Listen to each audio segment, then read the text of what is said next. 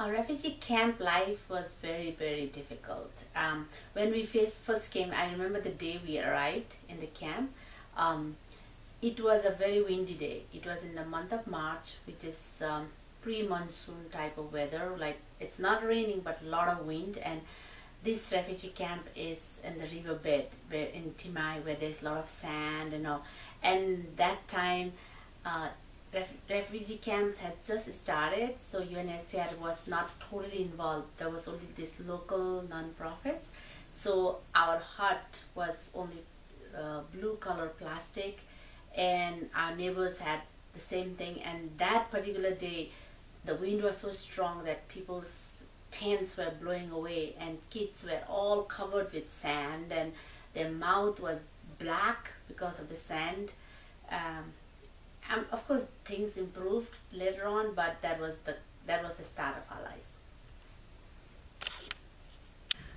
life. In the beginning, for the first 5 years, there would be one water tap among like 50-60 households. So people would stand in line. I remember I had an aunt who had learning disability, and her job was to go to collect the water from the tap, but she has to put her little jar on line, and she starts at 6 in the morning, and she won't get her water till like 10-11 because it would be that long line.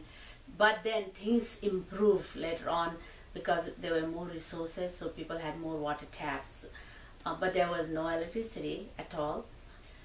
In the beginning, when the first group of refugees came, for Bhutanese refugees, education is very, very important because parents cared about the only way to escape from refugee life is to be educated. So when the camps were first settled, Bhutanese parents and volunteered to start the school. So there were no infrastructure. They were teaching kids on the ground under the tree, and some parents who knew a little bit how to read and write would have a board and a chalk and start teaching.